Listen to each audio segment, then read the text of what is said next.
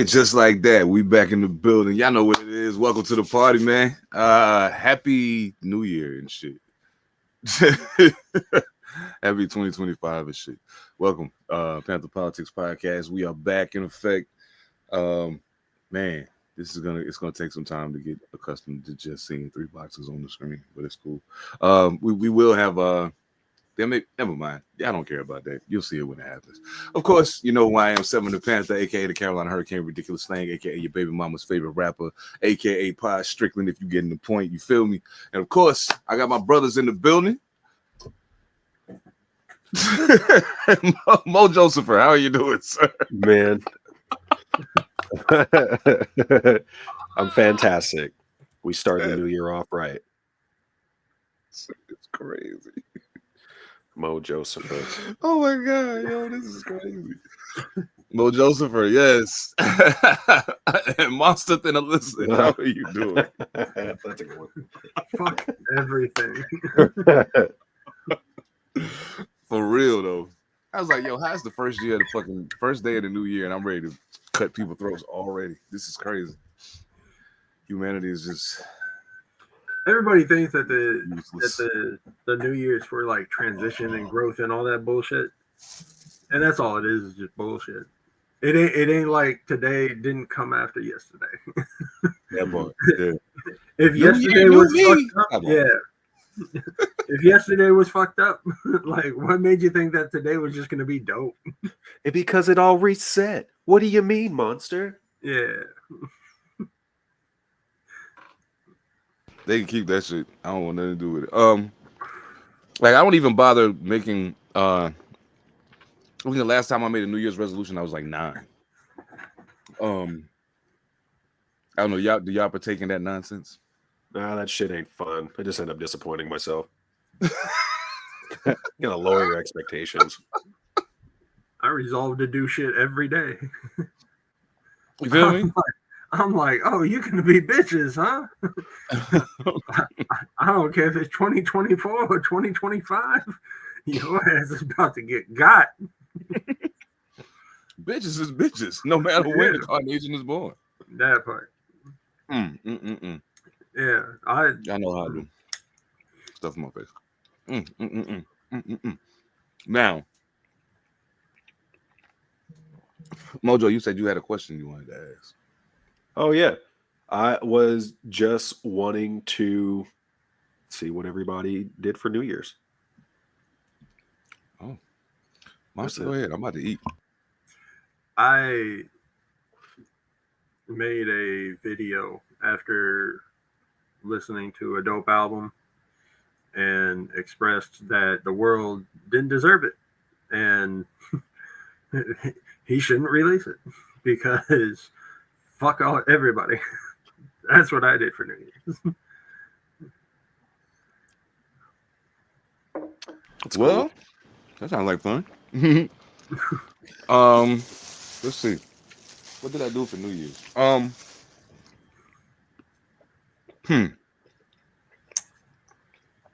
First, we went to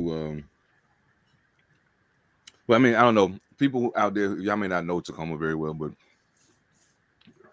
South Tacoma Way, there's a stretch of South Tacoma Way where there's a gang of bars, club, little baby hole in the wall clubs and things of that nature. So, you know, I'm not really the go out to hang out kind of person. Like if I go out, there's usually a purpose to it. Like if you see me in a club, I'm probably performing, or doing security or something like it. I'm not just there, because I don't like people like that. But you know, I was convinced last night to go have a couple drinks, so went to a spot, tried to find the least populated spot we could possibly find. My lady and myself, we went in. I got a Jack and Coke because it had been a really long time since I had one of those.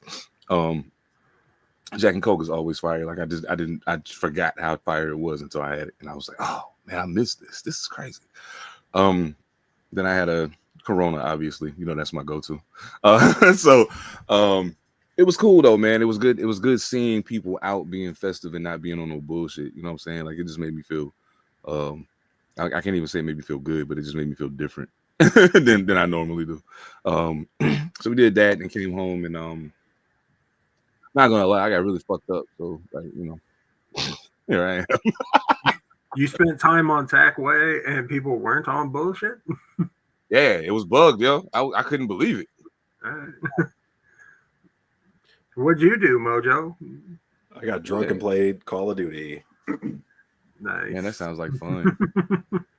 He said, I got really drunk and all it played was. Call of Duty. I got really drunk and tried to level up my shit as quickly as I could. They do double XP weekend. I think it's they're saying it's double XP weekend, but it's not the weekend anymore. So I'm like, are they just extending They it? were like, just play the game, motherfucker. Right. Just take it. Pose. That's what Diddy Yeah, said. I mean, Yeah, I agree. I think so take too. it. There's like have you seen the AI video of him and LeBron in jail? Yeah. It's like, the question for me always becomes, like, when they do all of these crazy pictures and shit, and I'm like, but why did you put that person in the picture? Like, Yeah. I don't, like, why is LeBron in jail? I don't understand what's happening. yeah, I didn't get that. Why is LeBron locked up? I mean, geez. Sometimes it makes it that much funnier, though. That part, yeah, that's real shit. That's real shit. Oh man, yo, I gotta give a special shout out real quick to Eat Mad Assassin. Salute, bro. I've seen many people's list of album of the year and all that shit, and the Wave Letterman show is always somewhere in the mix. You did a phenomenal job, brother. You and Drugs Beats both. Thank you for that contribution to the culture. We'll get into all that album talking, all that shit in a minute. But right now, I want to start here since we're on a podcast. And I like to give props to the people who inspire me. You know what I'm saying? So, you know what I'm saying? When I rap, I tell people, hey man, Rakim, it's blah, blah, blah. As far as podcasting goes, there's very few people who really inspire me. You know what I'm saying? Like it's a few that I think are really dope. I think $1 Million Worth of Game is really dope.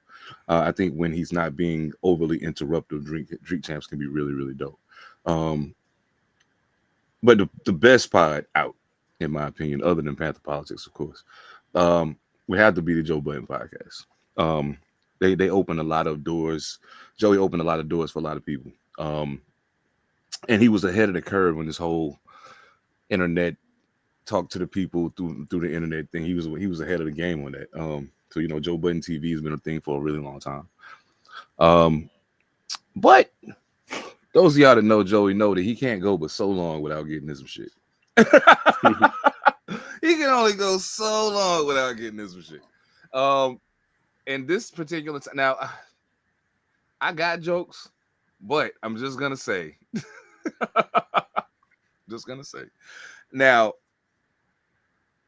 I don't know how real or unreal this whole sleepwalking thing is. I mean, it's a beautiful excuse to use. Absolutely. I mean, if you can pull it off, if you get the shit off with it, go right ahead. Like by all means.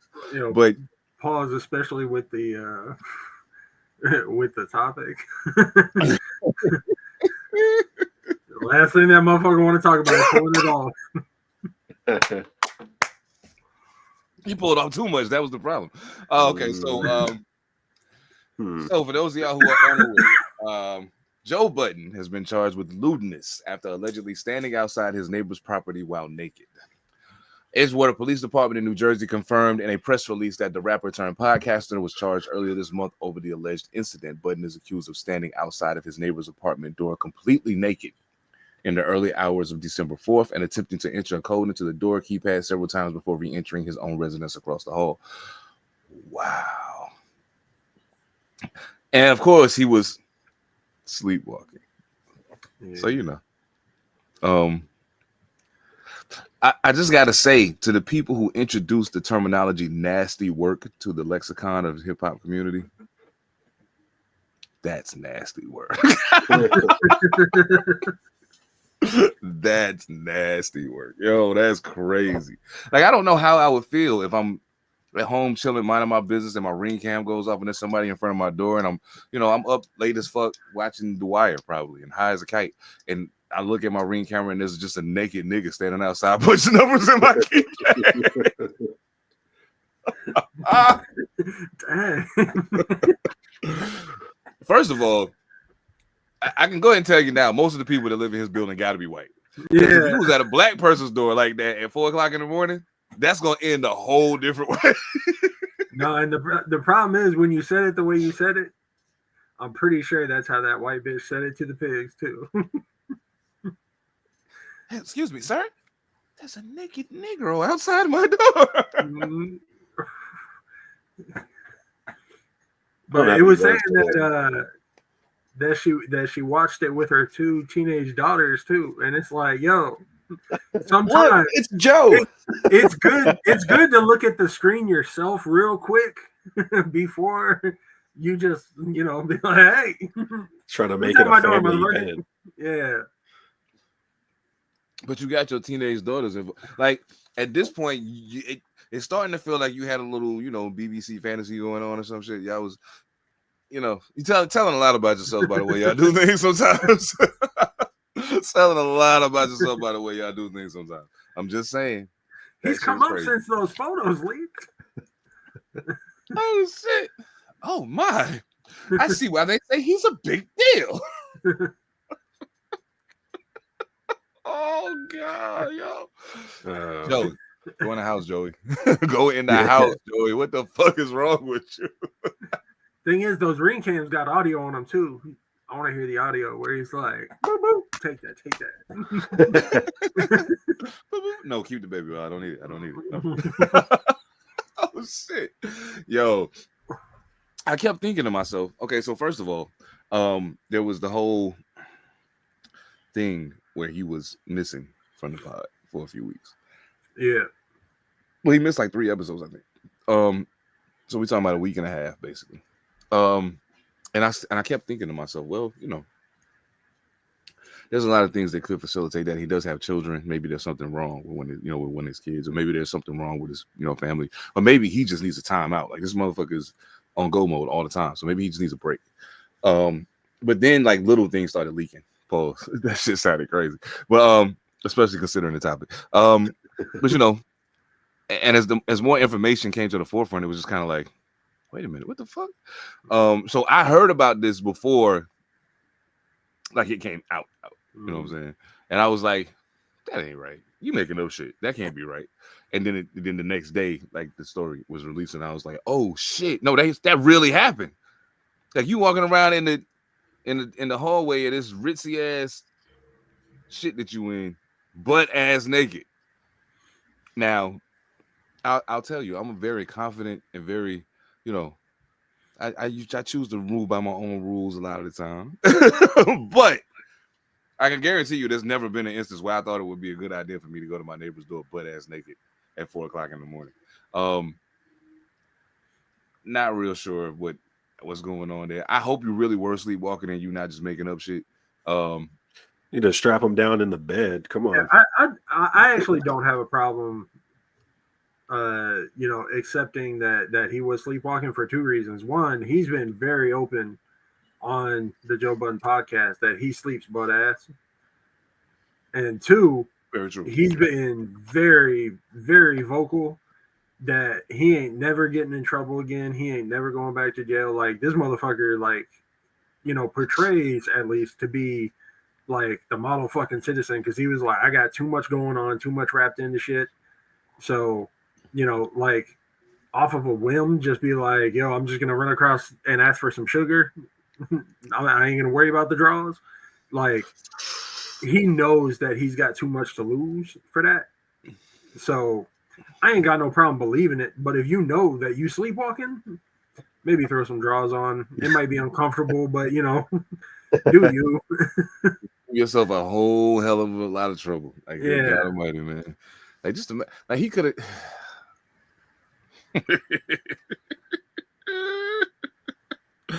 Joe Budden, man, I'm telling you, hey dog, listen to me.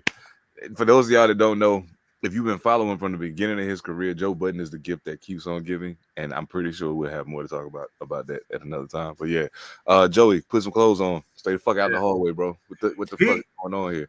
He did say that he's doing a countersuit based off of some of the things that have happened as far as it coming out. No doubt. The other thing is, of course, he wasn't talking about it on the pod. Like, he was trying to keep the shit quiet. Now that it's out there, though, I wouldn't be surprised if he came back and like actually told, some more into Oh it. yeah.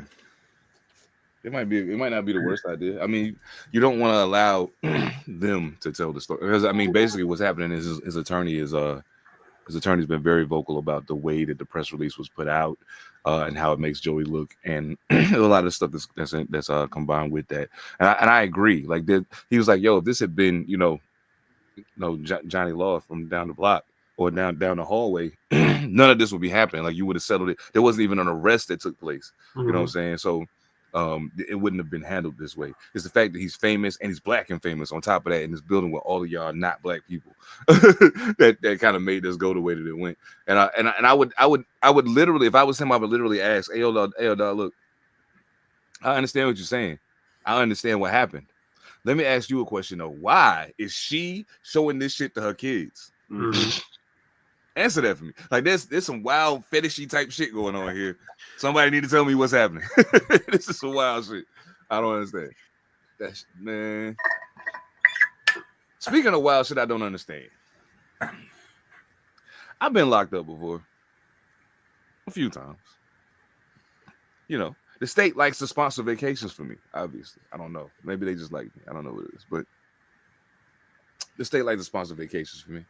And New York was kind enough to say, hey, listen, Diddy, you're a hardworking guy. We're going to give you a vacation. A nice long one. But at no point during my vacays did I believe that by virtue of me not leaving my room, that nothing would happen. Never believed that. So it makes me wonder when I see the headline that says Diddy allegedly refusing to leave jail cell to avoid sexual assault lawsuits. How do you think that works exactly? All right. Well, he's not here. So maybe we'll try again tomorrow. Yeah. There's a couple things here. First, if you're in prison and Diddy's there, and Diddy got the case that he got, and you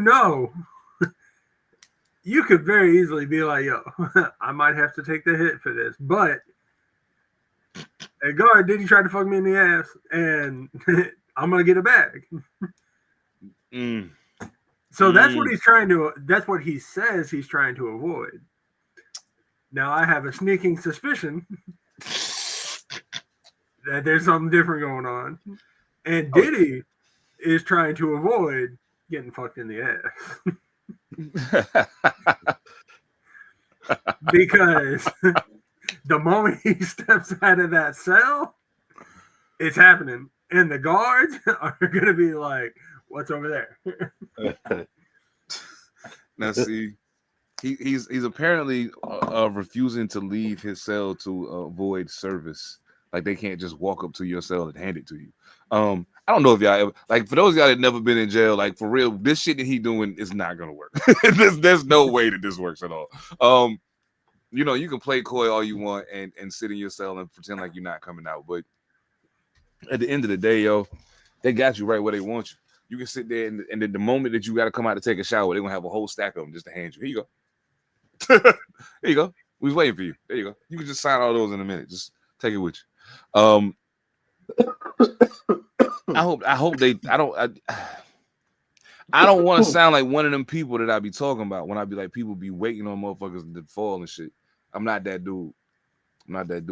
But I do feel like that over the course of time in the music business that we've been aware of Puffy, Diddy, Sean, whatever the fuck you want to call him.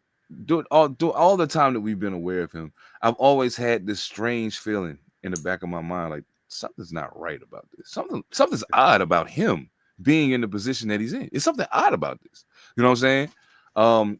I know people who went to school with him at Howard, and they're like, yeah, I mean, he was a great party promoter, but it was always something a little off about him. You know what I'm saying? And I'm like, okay. So as the story started to trickle out over time, at first you think it's a matter of at first I thought it was just a matter of him being being a snake in regards to the business. You know what I'm saying? I thought maybe that was the extent of it. But then as more stories start to come out and you start to hear different things, I'll say this, for all the people who were afraid of Suge Knight, y'all might have been scared of the wrong person. Y'all might have been scared of the wrong person. They had a reason to be scared of Suge too. Well, yeah. Kill a motherfucker. Absolutely. Yeah. I mean, you had a reason to be afraid of Suge too, but it's just. But he ain't the only one. Nah, not by a long shot. Not by a long shot. Like, that shit is crazy to me, man. Like, I just don't. I don't understand. I just had this vision of Diddy in the old days walking around with like an ammunition belt. And he's got those really tall, thin, like hotel bottles of baby oil in there. It's pulling them out. Yeah. Like Batman, he's got one. Yeah. This one's not a bottle. It's more like a vial with a cork. This one's from 1988 from that one freak out. Mm-hmm. I was saving it for the right occasion. This stuff's potent. J-Lo didn't deserve this. This is oh shoot!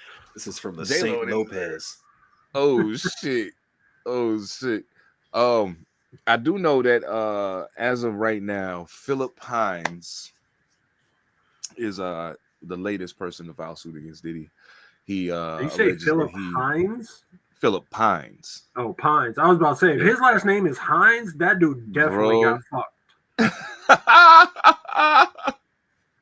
Oh shit! But yeah, he's suing for sexual battery, sexual harassment, and sex trafficking during his time employed as with Bad Boy between 2019 and 2021. I can tell you, I'm gonna say this, and I hope nobody take it the wrong way. But when I observe somebody like Farnsworth Bentley and how he carried himself and acting around Diddy, I had no question about what was happening there. None whatsoever.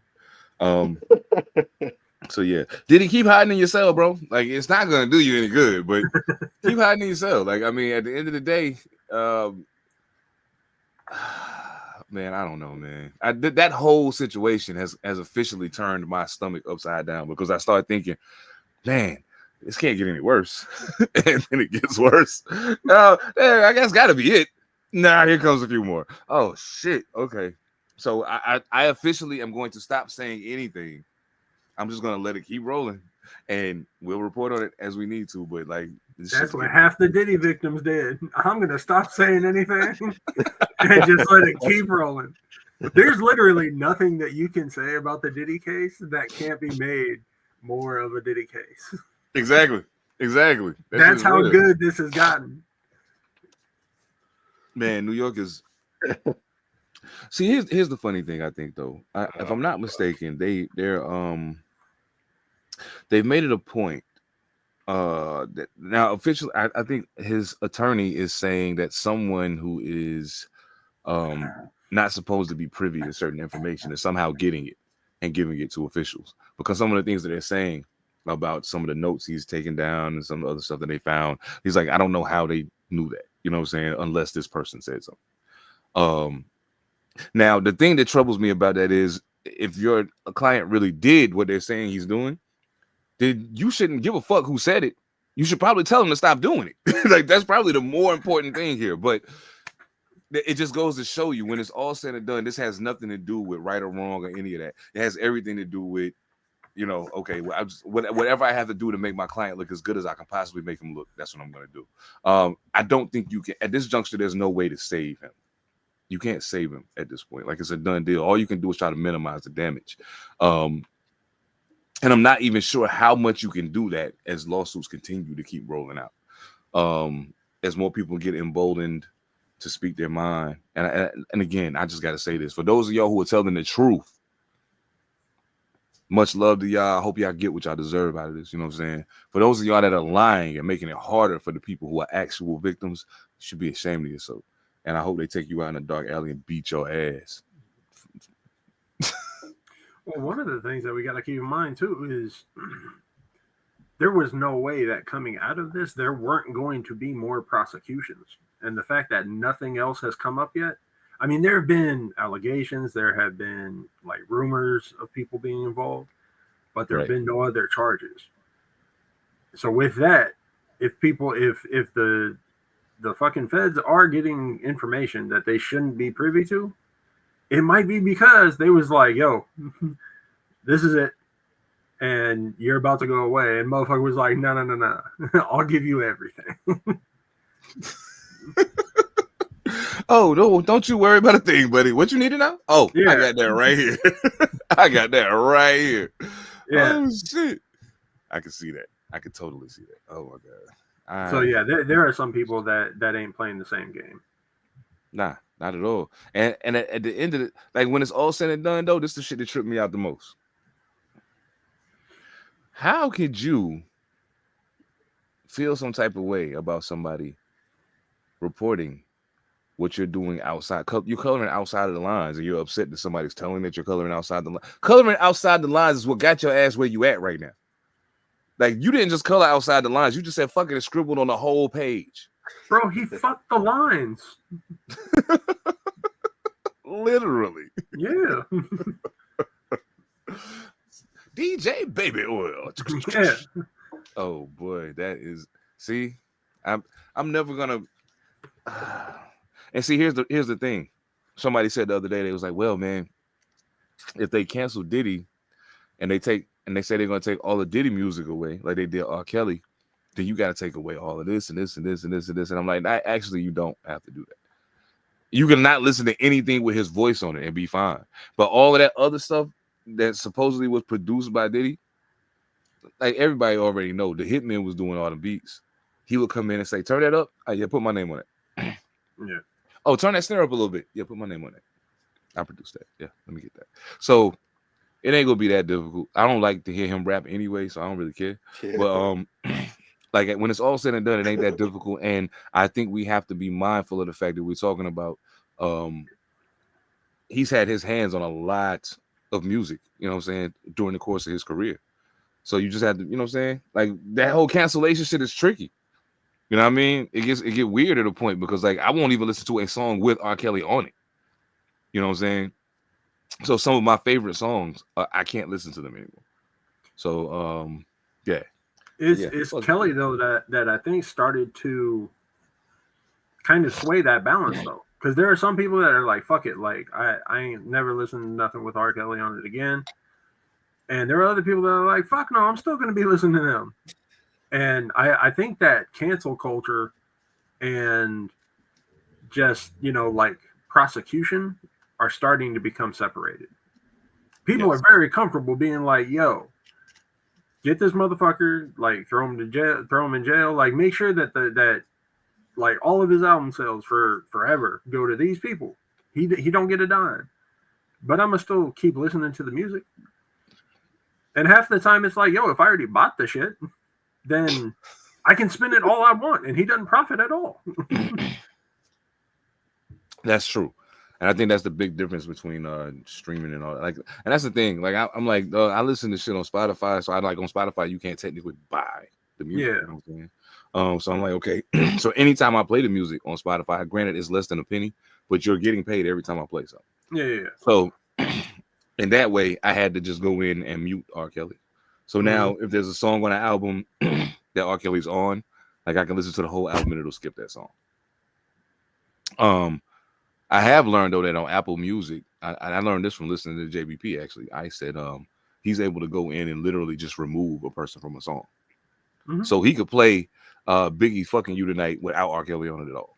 You know what I'm saying? And I think that's dope. Spotify, step your shit up. I think that's dope. I'd be with that most definitely because I mean I love the records and I know he didn't produce the song, but he's singing the hook.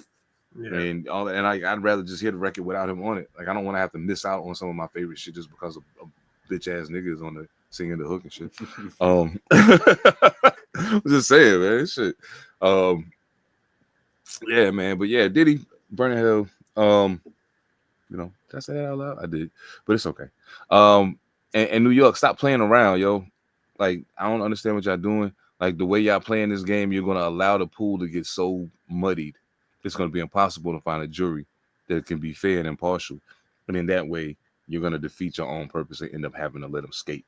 if you aren't careful about how you play this. So, yeah, if you plan on making him pay, I suggest you do that and stop fucking around. And stop getting on people just because they got their dicks out. Damn. Some bullshit going after my boy Joe, man. Yeah. You fucking with Button. You want to put him all on blast, but you letting this motherfucker hide in his fucking cell and not get served and shit. Like, what the fuck?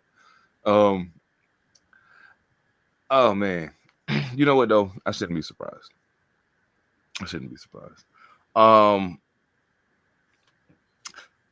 Rest in peace to Robert Brooks. Robert Brooks was incarcerated in New York, and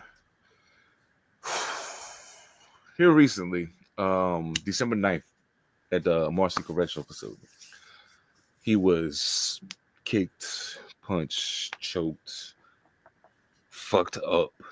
And there is footage of this that you can see. He was serving a 12-year sentence already. Now there is a point where the officer yanks him by his neck and drops him like he's semi-conscious.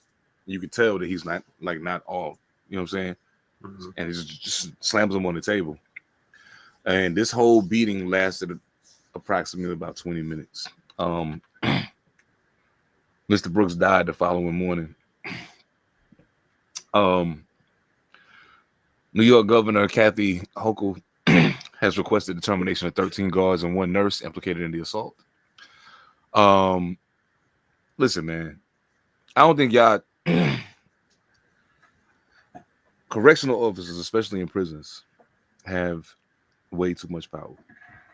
Way too much power. They have way too much autonomy outside of what, like the warden is able to keep his distance from everything that happened by sitting in his office and allowing the COs to do what the fuck they want.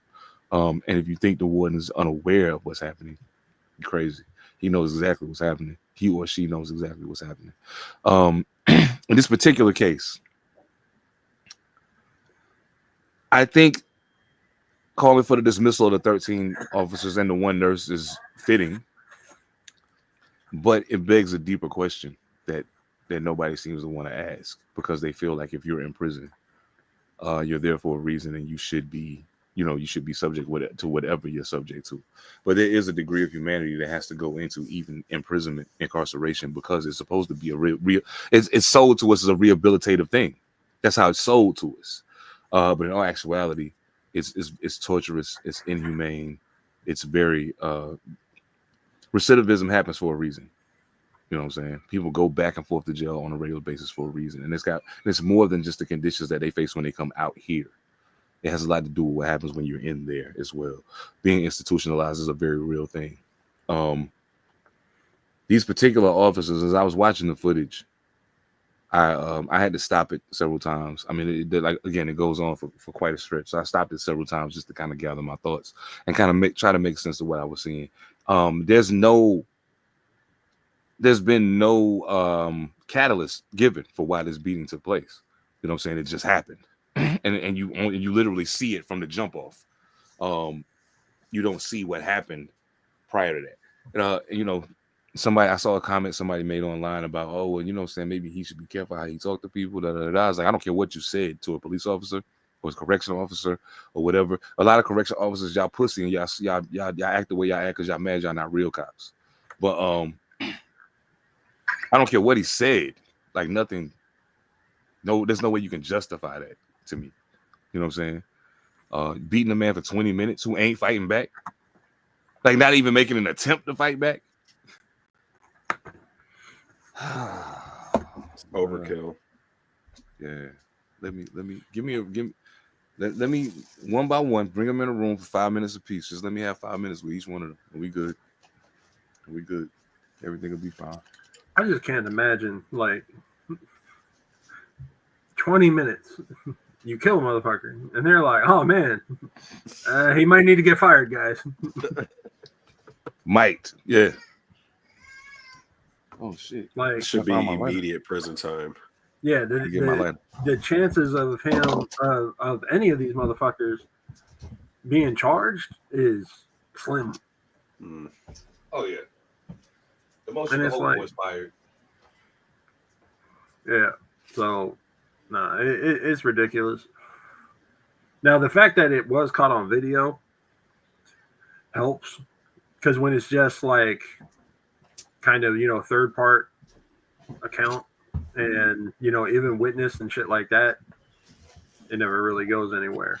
But yeah, the fact that they caught it on video might offer some sort of just public pressure to make them have to do something. But even that, it's like, you never know. I hope having the footage work better in New York than they do in Los Angeles. That part. I don't that just makes me think.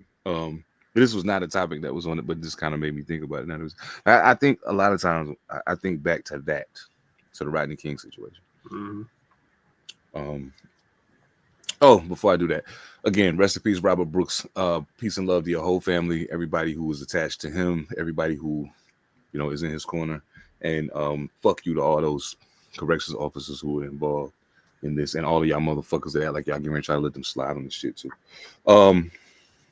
But I think back to the Rodney King situation, and I think to myself all the time, man, it was life changing. You know what I'm saying? When I saw that. Now, mind you, we're not talking about me being so removed from the reality that I don't know that this happens. You know what I'm saying? I've talked about my father in the past. I know where I come from. So it ain't like I don't know. You know what I'm saying? The thing is, more often than not, unless you in the mix, you don't get to see it up close in person. You get to see the after effect or whatever.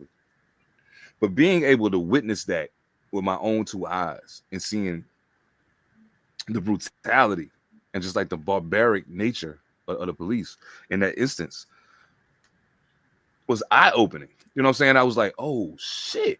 Like this is like they beating his ass. You know what I'm saying?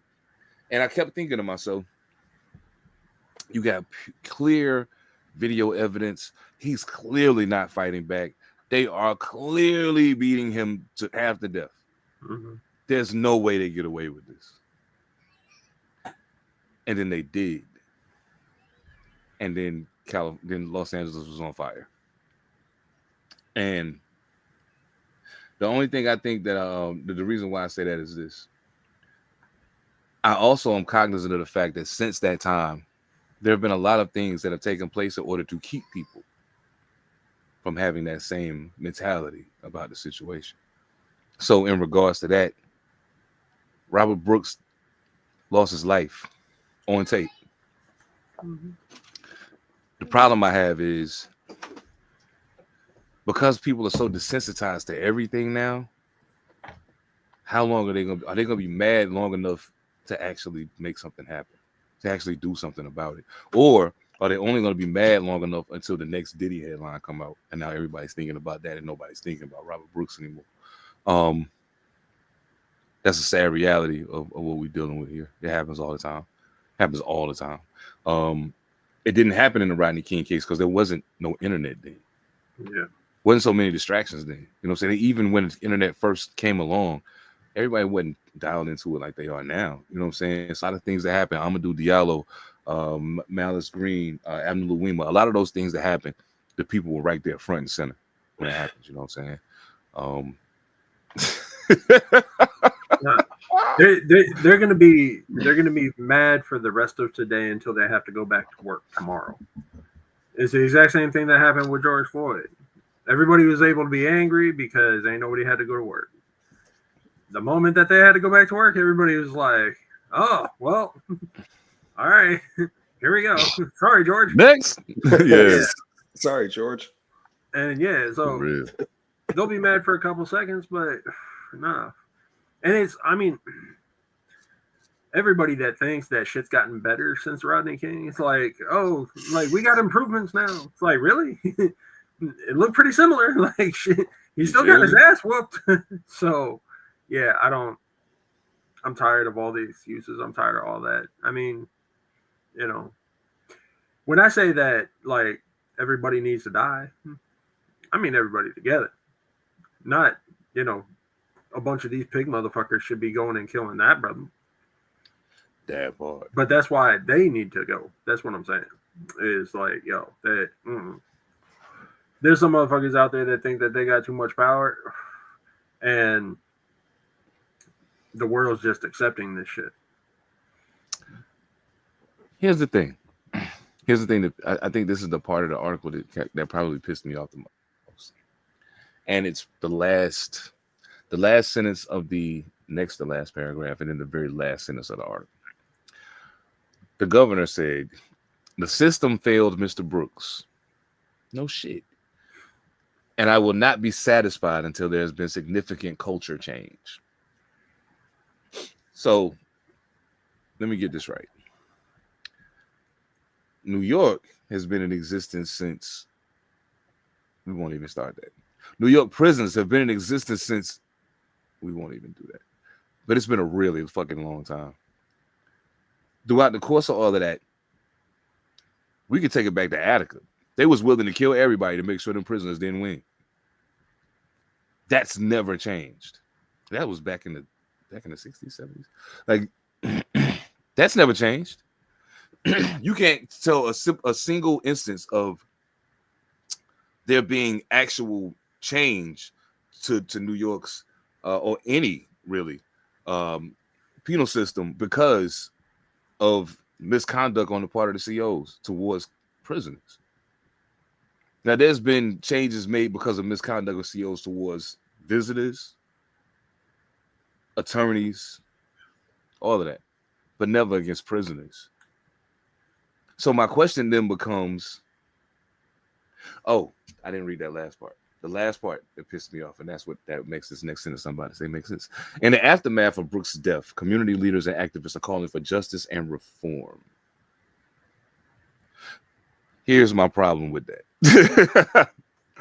I just want to be clear, y'all. Reform is the same as if I walk up to you and shoot you in your chest with a 12-gauge shotgun, and then somebody says, "Oh, you got a boo-boo," and put a Band-Aid on it. That's reform. America has a gaping 12-gauge shotgun wound between black and white people, between the system and the people, period. Like, let's not make it a black and white thing because it's deeper than that. Between the system and the people. It's a gaping gunshot wound, and they keep putting fucking Band-Aids on it. Like it's gonna stop the bleeding. Like it don't even slow it down, dog. Like let's be real about it. It don't even slow it down. Like we're literally, Jesus Christ of Nazareth, man. I'm just saying. Reform is a dangerous fucking word every 12 hours. Reform is a dangerous word, yo. Reform is a dangerous word because it fools people into thinking that real substantive change that is going to affect the rest of their lives is actually taking place. When in all actuality, you'll get a small concession to keep you from making big noise. And that's all it is. Rolled back. That part. We've had enough of that. Oh, you wanted us to leave it? Oh, we don't do that here. No, we don't do that. These motherfuckers, man. I'm trying to tell you, bro. It's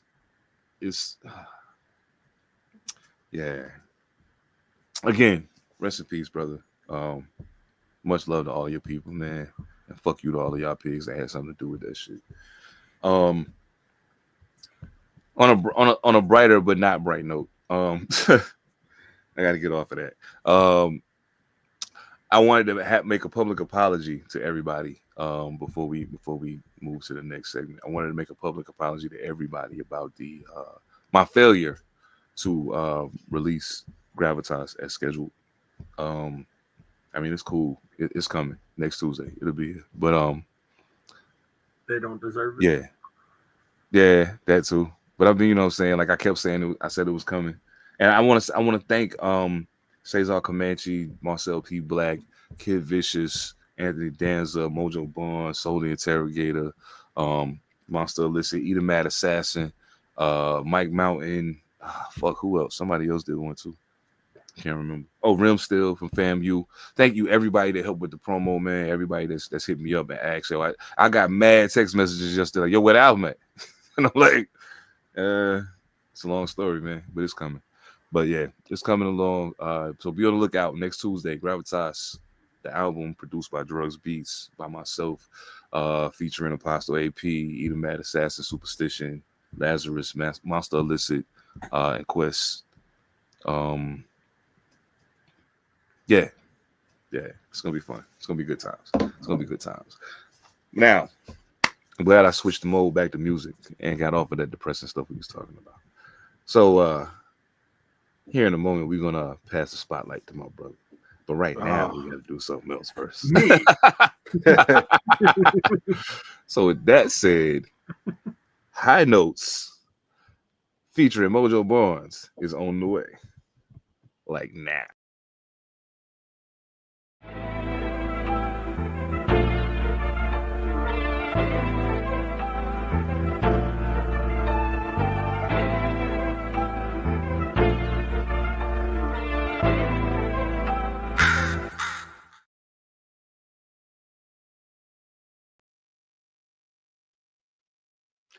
It's the pen for me. What's up? So I guess we're doing high notes now. He said it's the pen for me. It's the pen. I love that shit. Couldn't find my papers. Desperation. So on today's episode of High Notes, Wisdom had sent me a link. For those that don't know who Wisdom is, sorry, I'm like slowly chugging through it. For those that don't know who Wisdom is, he is a producer, from what I understand, based in Seattle, Washington, and everything. He sent me a link to a project called South Atlantic, and it has production by him, and then there's an artist on there by the name of Sean Black. It was a joint album, but I think it's pretty decent. It's, for me, musically, it's like a period piece, because it just seems like super traditional style hip hop. He's got a super, like, I don't know, if I could put a decade on it, it would be around the 90s, like early 90s type of flow. Did you guys listen to it? Yes. Oh yeah. Cool. So I thought that some of the rapping was cool. It got a little dry, but I thought that it was actually really well done. It's really all I had. It wasn't my favorite album, but it's only because the style of rapping felt dated. But I think that was the point. But I don't think it was really for me. I feel that. Monster, go ahead, man. Yeah, it's probably better if I go first so that you can end strong. So when I say I listened to it, that's kind of a lie. I listened to 2.5 tracks. And after that, I turned it off. And elected not to finish it because something hit me in the exploration of the music. Not only through 2.5 tracks did I have no idea why he was rapping. Like, I heard words, no idea what he was saying, no idea what message he wanted to get across, no idea what spawned him to create. But not only did I not know what it was, I didn't get the slightest impression that he did either. Yeah. I'm not gonna say it was like a tough listen. I just think that it's just dry. It's just real dry because of the point of there not being a whole lot of substance behind everything he's saying. It feels like he's trying to like shoot for the moon with the metaphors, and it's missing a lot, like a lot. And it's not a very exciting. It's not a very exciting album. I think Wiz is a phenomenal producer. But yeah, this project just wasn't it. Yeah, I think for me it's a I guess the word I'm looking for, I guess it's a stylistic thing. And I mean, realistically speaking, like they like you said, it does sound like music that come from like kind of the era I came up in, you know what I'm saying? But at the same time, if I want to hear that, I'll go listen to music that came out then. I don't want to hear it now. Like, I mean, I want to hear it now, but I want to hear it now when I want to hear it. I wouldn't expect somebody like, dog, I came up in that era and I don't rap like that. You know what I'm saying? Like, I rap different from that because you have to continue to evolve. And what I heard as I was listening was And I may need to go listen to some of this, the guy that was rapping. I may need to go listen to some of his other stuff to see if everything sounds like that. But it just sounds like somebody who reached a certain point of development and just kind of stopped there. You know what I'm saying? And now it's just kind of like, I found my groove. Here I go. And I'm just going to ride this same wave like all the way through. And I think that you do yourself a disservice by doing that. I do feel like I do think that I went and listened to some of Wisdom's other stuff too. And I do think he's a really good producer. But I just don't think that marriage of his production and the rhyming was necessarily what they needed to take this where they may have been trying to take it. I think even if it was for aesthetic's sake, I don't even think it hit the mark with that, honestly. So, I mean, just my take, but yeah. With that, I will say because I respect the artistry just as artistry, everything that I was talking about is strictly based off of his lyrics. So I'm actually going to go back and listen to just some of his beats and see if he has a playlist out there of just beats. And if he's got that, I'm definitely going to tap in and see how I like that. Because I ain't trying to crap on dude. It was just the album to me was just like, yo, what is going on here? What are you talking about, sir? Overall, I don't think that we liked it, but I can appreciate. How many blunts you giving it? I give it 2. 2 blunts. All right. Oh yeah. So are we doing? Yeah, low is reverse, good. Yeah. High is Low bad. is good. Okay. Yeah. High is bad. Okay. So 4. 4? Mm-hmm. 4 blunts. Yeah. I think I'm with you on that. I actually was thinking about giving it 4.5. But yeah, 4 blunts is good. 4 blunts is good. I mean, what? So, I mean, shit. I mean, yeah, that was listen, Wisdom and what's homie name? That was the rapper again. Sean Black. Yeah, Sean Black. Hey, check it. No disrespect. You know what I'm saying? No love laws, none of that shit. Just I'm gonna go look for something else to see if it's still like that. And if it is, my only thought is evolve, brother. The 90s is over. Evolve. You know what I'm saying? 90s is over. Oh, Mojo, what you smoking on, man?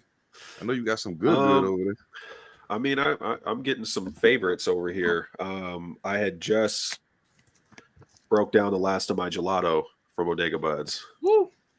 I think that I'm probably gonna move on to this blackberry headband. I've been trying to preserve my Gary Payton. This is the shit. I like it. Yeah, Gary Payton is fire, yo. Gary Payton is super fire. Oh my goodness. This is for special occasions only. I'm saving this Gary Payton for when they bring the Sonics back. Mm-hmm. Right. I'm gonna watch the first game like this. Man, that boy good. Oh shit. Oh man. I am smoking Movies and Doobies from Stone Age, obviously. Movies and Doobies. Movies and Doobies by Stone Age. Fire. I like Stone Age names more and more. They be wild, yo. I was smoking one last night called Saving Ryan's Privates. I was like, yo, this shit is crazy. That shit is nuts, though. I was like, yo, I love it. Shit, Monster, what you smoking on? So I got this purple guy right here. It's from Funky Republic, and it's called Purple Rain. It tastes like pancakes, so you know that it's Prince heavy.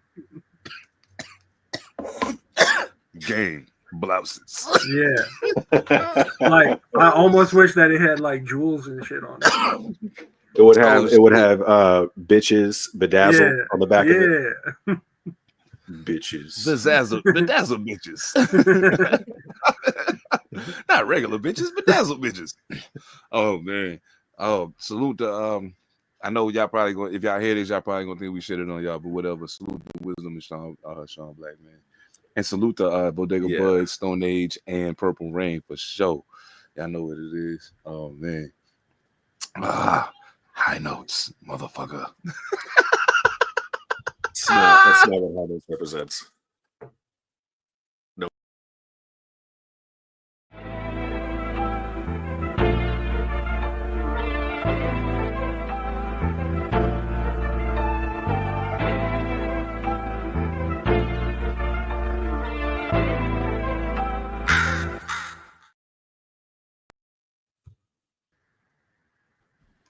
Just like that.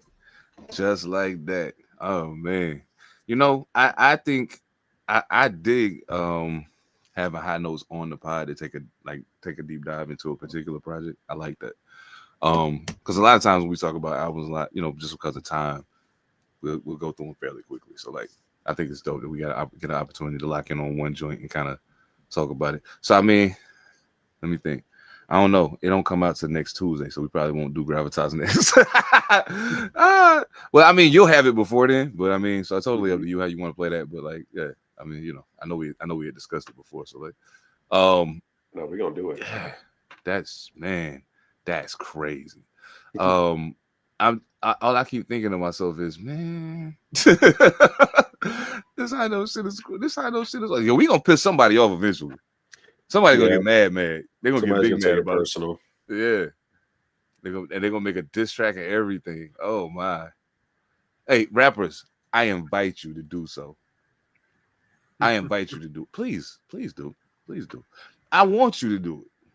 Because I feel like, you know, I want to validate your emotions. I want you to know that your emotions are valid. Give you some Feel, attention. you know, yeah, if you feel some type of way, do what you feel like you gotta do, man. But just know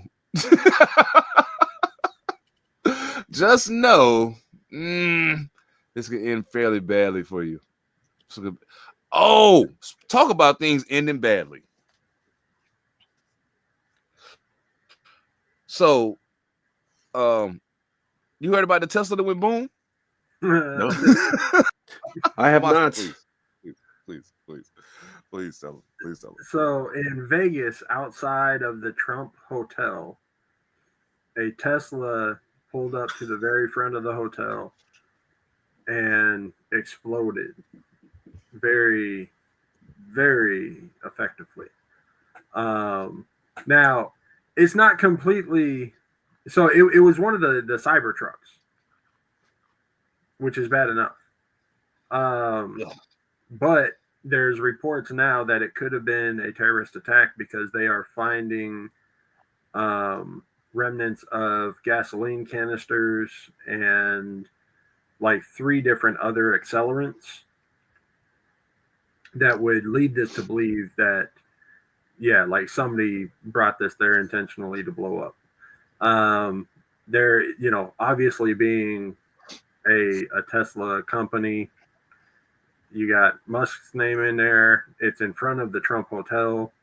So you got Trump's name in there. So there's a lot of like accusation rolling around. The funniest thing to me is all of the spin that they're trying to put on this.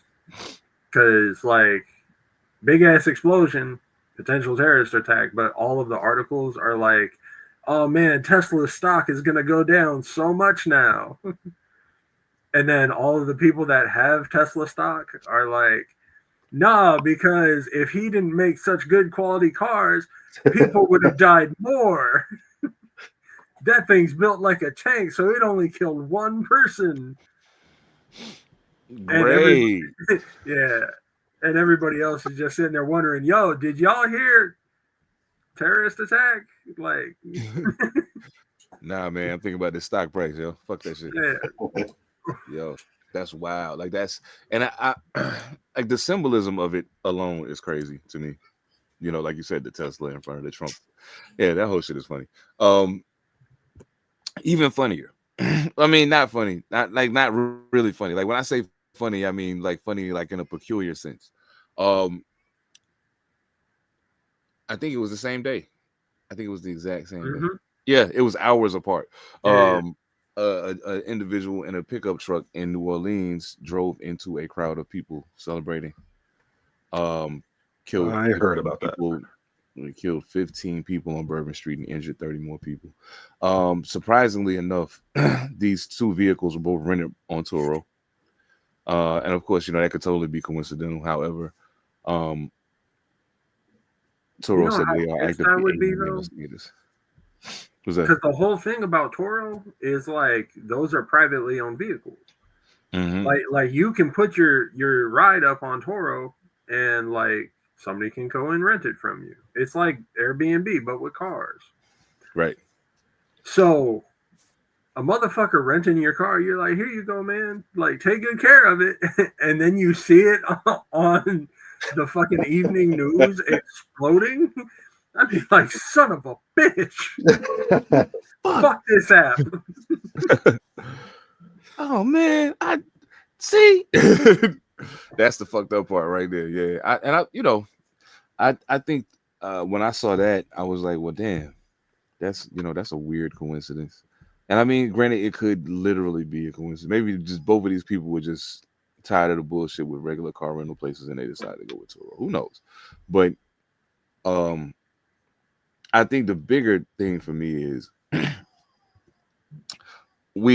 there's an expectation of escalation of certain types of activity. You know what I'm saying? Considering who won the presidency and he's about to get sworn in a few weeks or whatever. A part of me feels like this could all be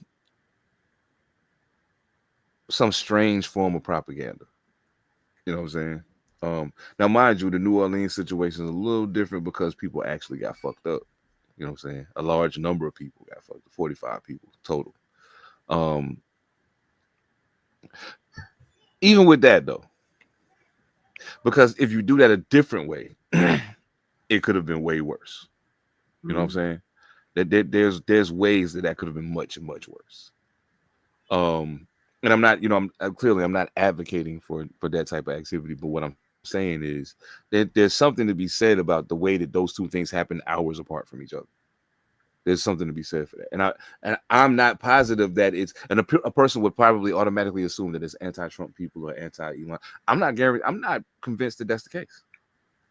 It could very well be them. You know what I'm saying? Hey, let's go ahead and set the stage. Like what y'all doing is cool, but let me show you where you need to take this. You know what I'm saying? Yeah. It could be in a manner of instruction of sorts. And I clearly hope that I'm wrong. Don't get me wrong on that. I really hope that I'm incorrect about that. I don't know, man. It's just to me, it's just too strange that it happened that close together. You know what I'm saying? And why? Why is the biggest question. The dude that was driving the truck, he had an ISIS flag on the back. Okay. It's already been reported that he's been doing mad like social media things where he's basically like saying fuck my family, and they've been saying that he's changed and all this, and he's like, yo, yeah, I'm joining ISIS. Like that's all been reported. But the thing is, like, ISIS is different. If you said the other thing was ISIS, even that I wouldn't believe, because them motherfuckers don't use gas cans and all that shit. Like, they're doing their thing. Exactly. And they're looking for like the biggest possible body count.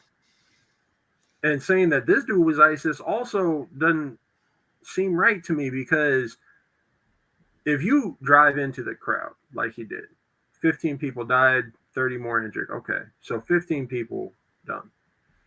If you go slow into that crowd and you'd be like, yo, I'm just driving down the street, yo, I need you to disperse for a second. Get it right into the middle of the crowd and kaboom. That 15 people turns into 150 to 300 very quickly. Absolutely. So with that, again, I don't know. It doesn't scream terrorism to me. It screams something else. All this shit seemed very half-hearted to me. Somebody said, so you mean to tell me you think they'd be willing to sacrifice 15 people? I said, hey, don't get me started on how many people they're willing to sacrifice. You remember 9/11, right? Bro. That made them very uncomfortable. That conversation ended very quickly.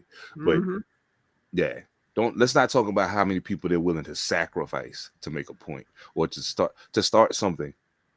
They needed that war in the Middle East. They needed that. You know what I'm saying? And they found a way to get it. found a way to make an excuse to go ahead and make it happen.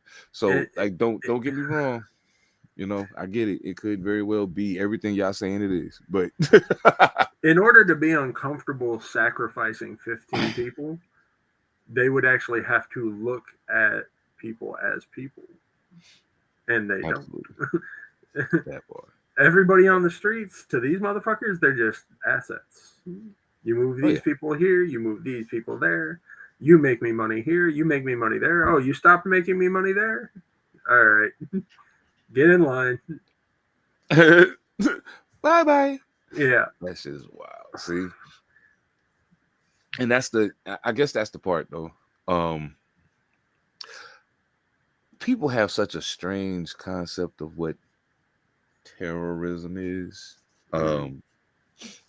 The general consensus from most people is a terrorist is someone from someplace else who does something to attack this place where you're living, your place, your country, your livelihood, da, da, da, da. And I'm like, I was like, do you realize that the only actual acts of terrorism on U.S. soil that they've been able to document, that they can prove happened the way they said, have all been domestic terrorists? All of them. You know what I'm saying? Like, people say, well, what about 9/11? I said, dog, there's something that, okay, we getting ready to switch gears just a little bit. I'm about to put my tinfoil hat on for just a minute. I don't give a fuck, though, because I've said this shit a million times and I'll continue to say it. I watched the entire situation. Dog, I saw the first plane hit. Right after that first plane hit, between the first plane hitting and the second one coming, the coverage started.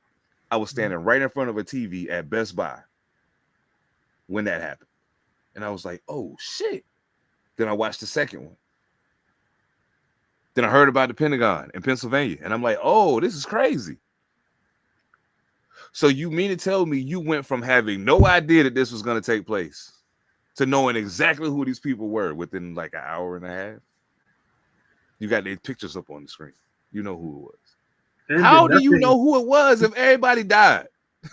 How do you know? They also did nothing to stop the next three.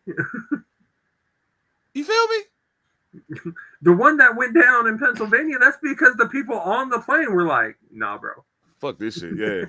We're going to go out, we go out on our own terms. Yeah. The government stepped in and did nothing to stop any of it. Yo, that shit is crazy.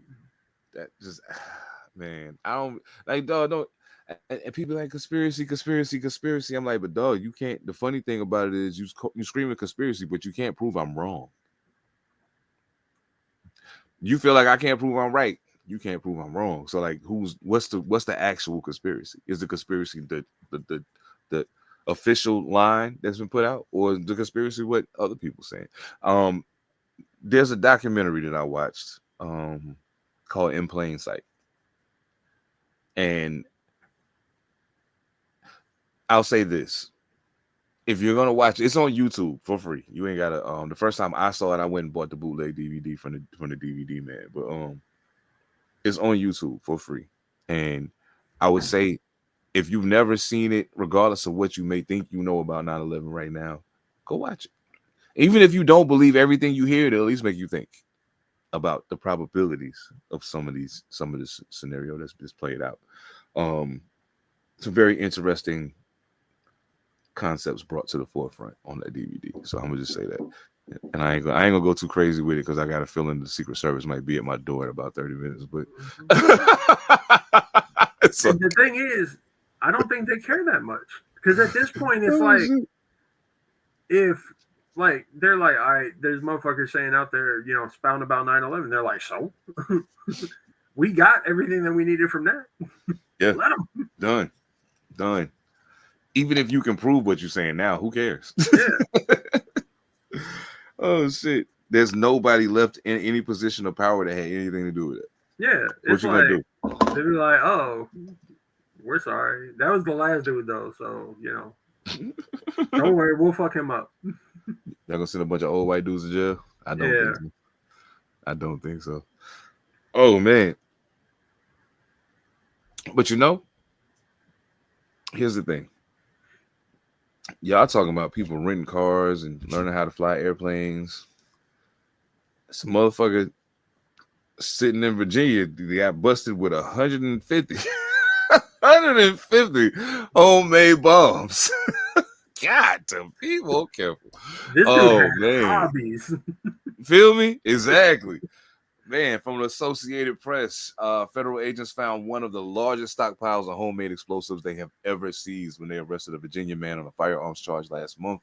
According to a court filing by federal prosecutors, investigators seized more than 150 pipe bombs and other homemade devices when they searched the home of Brad Spafford, northwest of Norfolk, in December. Brad Spafford, you are definitely a white guy. Okay. Oh yeah, that's the whitest you can get, bro. Oh, they say most of the bombs were found in a detached garage, along with tools and bomb making materials, fuses, plastic pipe. Like this motherfucker was going in. He was going in. Yeah, he has a affinity for building things. Mm-hmm. You know, they're like, yo, Brad, man, your building skills, the bomb, nigga. Shit. Oh, Brad Spafford. See now, there are two things that came to mind when I read this story. The first one was this motherfucker must be the jam at dinner parties. Because you might just be sitting at the table and he just grabbed three like random ass objects and just sit there like fucking around and then slide it across the table to you and be like, here you go, that's a bomb now. You're welcome. You're welcome. This is how you set it now off. now you got ranch all over your face. Yeah, just give it to him as Christmas presents and shit. Yo, that's a bomb now. There you go. Blow up whatever you want. And then the second thing was he got it for a weapons charge. And then they find him in the garage. There was an old movie. I say old now just because I'm old as fuck. It was one of the Simon Pegg movies. It's called Hot Fuzz, where they're like British pigs. Mm-hmm. And they're talking to this really old dude. And he's got a shotgun in his hand. And they're like, you got a permit for that? And he's like, I do for this one. And they're like, well, what does that mean? And they go to his fucking garage and there's like an arsenal of shit. And that's what I envision this guy. They're like, all right, sir, you're under arrest for a weapon charge, you know, and they see a gun and they're like, yo, is that one registered? And he was like, yeah, that one is. Yeah, sure. And he just walked him and being like, here, I build these all the time. Like just showing off to the pigs. And they're like, like, yo, wait a minute. You specialize in weaponry? Hey, come here. I gotta show you something. You're gonna love this. Let me show you something. You're gonna love this. Yeah. Oh my goodness. Like, Mojo. Talk about white privilege, like measuring your dick like that, going out and being like, this is the biggest you ever seen, isn't it?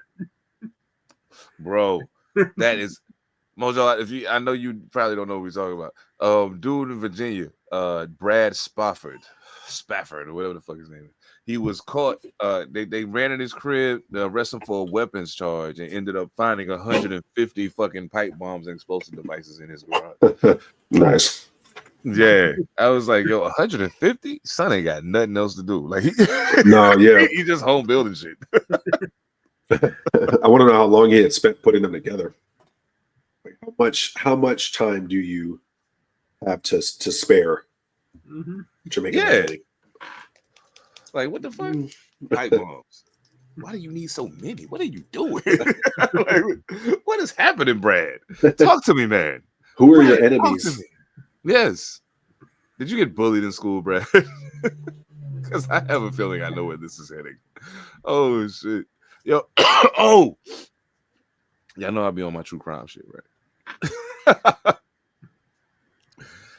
So I'm watching this story, and this lady says, okay. She said, she has a kid. Her homegirl's pregnant. So when her homegirl gets pregnant, like 2 weeks later, she's like, oh yeah, I'm pregnant too. So they both, they best friends, they pregnant at the same time. It's about to be awesome. Well, the one friend has a miscarriage, but she don't want to tell nobody because, they got this whole train rolling. So they doing their thing. So she goes through the motions this whole time, even,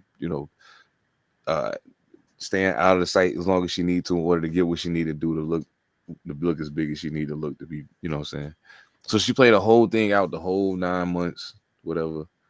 Then apparently she had a baby, but they on the low, they in the house, the baby's sick, so they not letting nobody come see the baby. Whole time, this bitch ain't had no baby at all. But then her homegirl going in to have her kid. So she said, all right. So she goes to the hospital. She's with her when she have her kid. The lady go home. She chilling. So this is what happened. The best friend go over to the other friend house. They chilling. But she already made up her mind that she ready to be a mom. Yeah. So she takes her homegirl and the baby and leave. She takes them to another residence. I think she was a real estate agent, so she has all of these places that she's over. She takes them to another residence. She kills the mother, buries her underneath the sidewalk of the house. Damn. Yeah, she did it dirty. And then she has the kid, and she takes the kid to her baby daddy.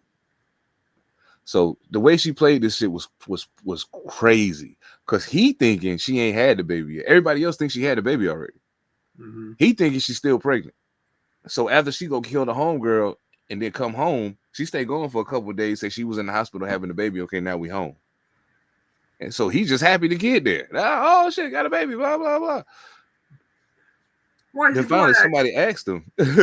he said something to somebody like, yeah, man, I gotta get home, It was like, what are you talking about? Like, you sure didn't she have a miscarriage? He's like, well, no, she just had the baby like 2 weeks ago. And they was like, and then everybody started realizing, well, shit, we ain't seen homegirl in like 2 weeks. The fuck going on here? You know what I'm saying? So, long story short, they start investigating. They finally catch up with Shorty and figure out what's going on, and they start questioning her. And she literally, like, this is when when you're hearing a story like this, when you're dealing with somebody that got serious, like they have a serious disconnect from reality. She was like, yeah, but you know what I'm saying, like, nah, like she wanted me to have a baby. You know what I'm saying? You know what I mean? She felt bad about me losing my baby, so she wanted me to have a baby. And then the cop was like, okay, cool, but why you kill her then? You know what I'm saying? You know what I mean? Like, let's get down to the meat of this thing. Like, what? Then why did you do that if that's the case? You know what I'm saying? And I don't remember the cockamamie reason that she gave for that, but it was, yeah, that's because that whole takesy backsies. no takesy backsies. Yeah, I be hearing some of the wildest fucking stories, man. Like, and I be thinking, all I keep thinking to myself while I be listening to that shit is, what happened to you in your life that made you like this? Like, right. I need to steal the baby. The moment you said homegirl had a miscarriage, I was like, I'm gonna take your baby. Right. Yeah. It's like, I know where this is going. That shit was great, man. And all I keep thinking to myself is, after I get done listening to that shit and I turn it off and I go to do something else, all I keep thinking to myself is, why do I keep doing this? I just keep listening to these crazy ass fucking stories. Like, and half of the time, I ain't even gonna. Oh, yo, check it. I don't know. Did I talk to y'all? Did I tell y'all about Israel Keys? I don't know if y'all know Israel Keys. Y'all know who Israel Keys is? Yo, Israel Keys is that nigga, yo. Israel Keys, the illest serial killer that they ain't really sure is a serial killer, but they think he's a serial killer. Like, it's his story is crazy, yo. Okay, so I promise y'all, this is not turning into a true crime podcast, but I gotta tell them about this. All right, so Israel Keys. In 2000, like, it was like the early 2Ks, he got arrested. So this girl gets arrested. This girl gets kidnapped from a coffee stand in Alaska, in Anchorage, Alaska. She gets kidnapped. A text message gets sent to her boyfriend. So first she's just missing. Nobody knows she's kidnapped at first. Text message goes to her boyfriend. I can't really deal with all this right now. I just need a few days, you know what I'm saying, by myself. Just let my dad know. You know what I'm saying? I'll be in touch. So needless to say, that seems a little off to everybody, but it's still kind of like, huh? But then when they start checking the cam, they realize she's been taken. So this motherfucker takes her from the coffee stand in Anchorage. He live in Anchorage. Like he lived like not far from where this is at with his girl and his daughter. So you got your girl and your daughter in the crib and got this hostage bitch out here in the shed. He killed her. He raped her, killed her, the whole 9 yards. Took her debit card. Yo, it's some wild shit. But this motherfucker took fish line and sewed her eyes open so he could pretend she was alive to try to get ransom out of these motherfuckers. Shit was crazy. And it worked. Now, mind you, this is in Anchorage, Alaska. So all of a sudden they start seeing sometime later they start seeing her debit card be active in like Phoenix, Las Vegas, Texas. You know what I'm saying?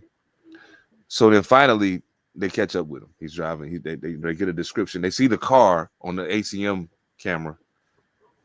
So they end up catching him on the highway. They get him in the fucking interrogation room.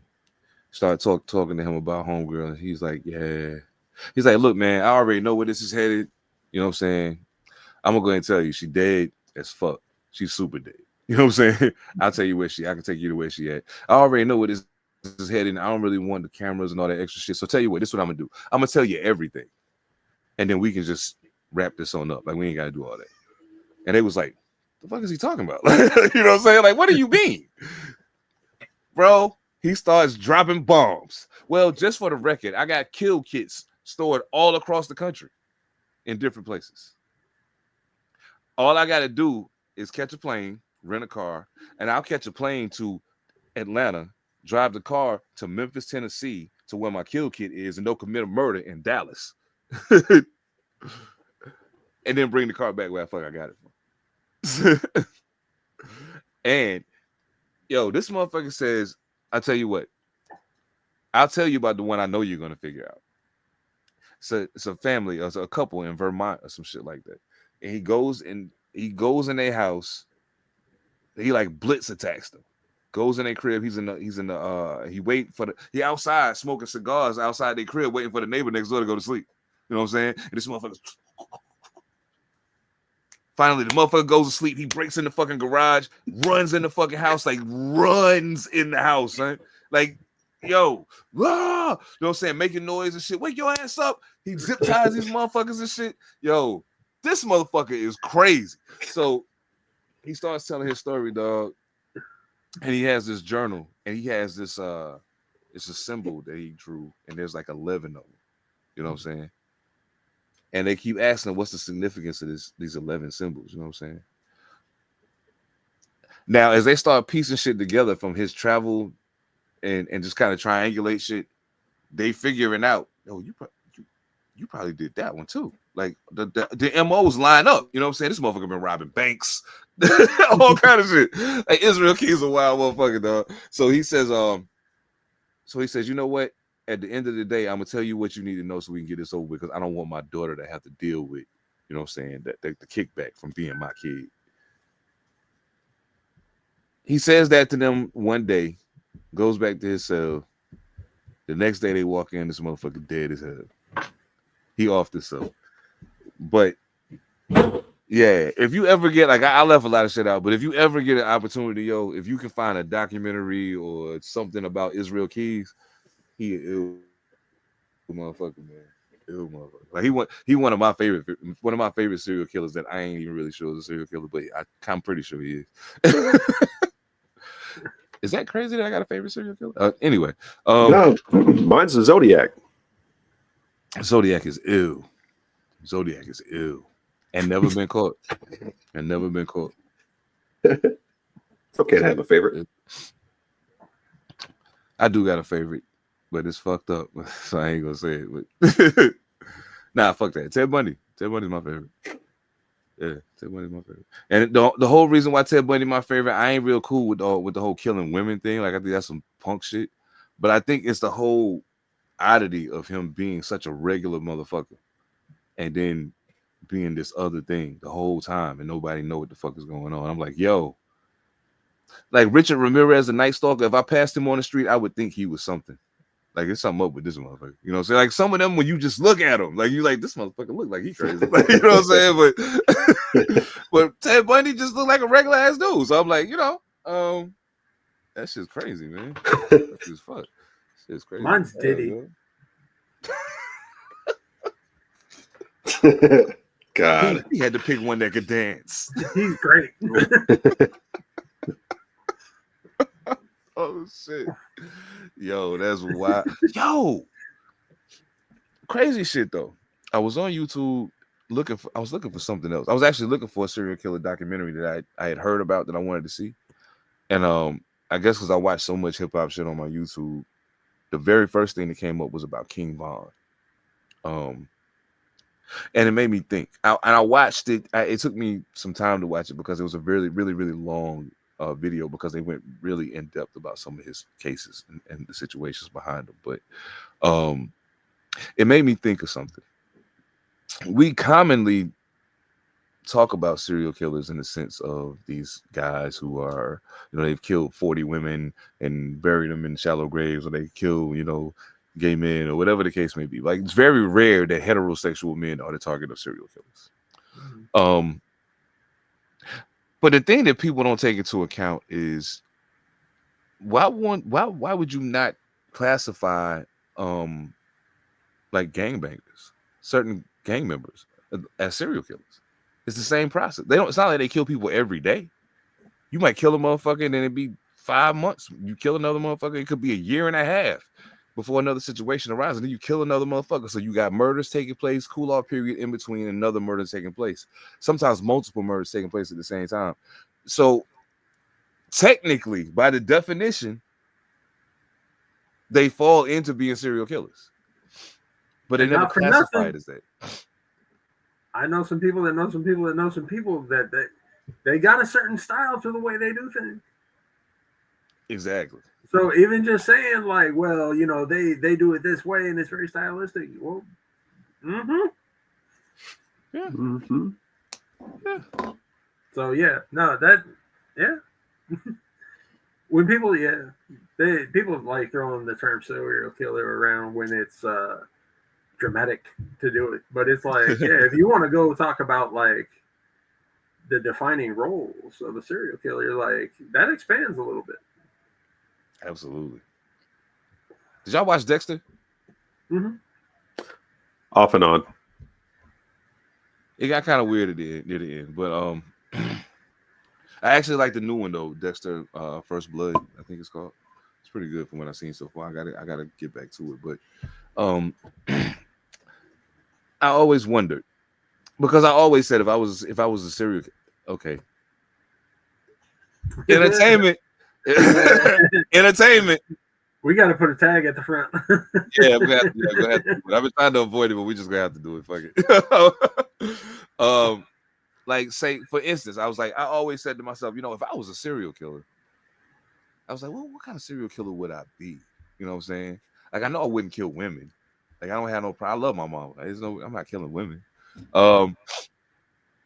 And there's no woman that's hurt me. Like, because a lot of these motherfuckers, they kill women because their mama fucked them up, or there was just one. Like, all of the women that Ted Bundy killed resembled the one girlfriend that broke his heart when he thought he was about to be on top of the world.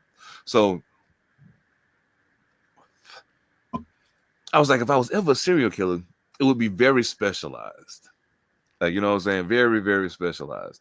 I'm not going to get into what the specialization is. It's just going to be very specialized. So I started thinking about it because then I watched, like, I've thought that for a really long time. And then I saw Dexter and was like, wow, they get it. Okay, somebody gets it. But here's my problem with Dexter.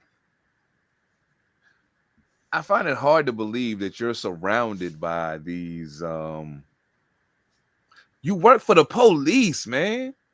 Your sister is a detective. That's the part that fucked with me the whole time. I was like, dog, how do you just keep getting away with this? like nobody ain't figured out something's off here. Like, it's plenty of times you threw up red flags where people should have been like, oh, nah, see, I think it's him. This motherfucker's crazy. Never happens. Well, I mean, not to, So, you ever heard the old thing where you could be telling somebody in your car and 9 times out of 10 they won't notice because they ain't expecting to be told? True. It's the same thing. Motherfuckers will overlook a lot of shit when they ain't expecting something to be that. So the fact that he works for the pigs, the fact that he does all these things, the fact that he's an upstanding citizen and all this shit, like, people can get away with a lot of shit when it's not the expected thing. Very true. Very true. Man, when Rita got killed, I was so sad. I was like, man, this is fucked up. She didn't do that. She didn't do nothing to deserve that shit. Oh, man. Why you hearing that white lady? Oh, there y'all go. This white on white crime again. I thought we talked about this before. Oh man. Salute to my man OC from NC. He just dropped Project 25. I forgot it's out on everything, so I'm definitely gonna be listening to that when we get off of here. Download it right now. Salute to OC from NC. I don't know, I hit the OC music. He's got a really expansive catalog at this point. He's put out a lot of music since I met him in 2014. As a matter of fact, he put out a project called 2014. It was the first time I ever heard of him. The hook for Light Work actually comes from a song on that project. A song he got called Work. Yeah, actually. And it, at a point in the round, he said, "This is light work. I could be a star, but I like Earth, space age. We can go to Mars. The might work." Yeah, he went crazy with that shit. And I told myself the first time I heard it, I'm gonna use that as a hook one day. And thank you, Mojo Barnes, for supplying the backdrop. Thank you very much. Speaking of music, I don't know how y'all feel about do y'all got a album of the year, or we need to put that on pause for next time? I don't know. I think I already know my selection, but I got a tie for number one. Okay. So mine would be 2. Mojo, how about you? I don't know. I gotta go back through everything that I've downloaded, listened to. Yeah. If we're talking about top 5, I need to go back and recollect a little bit, but I know who my top 2 are. Okay, so let's do that next go round. We'll do that. So that way we got time to put it together. So we do we'll do album of the year, but then also like your 4 that fall behind that or whatever. Or if you got 2 this time for the first spot, that's cool.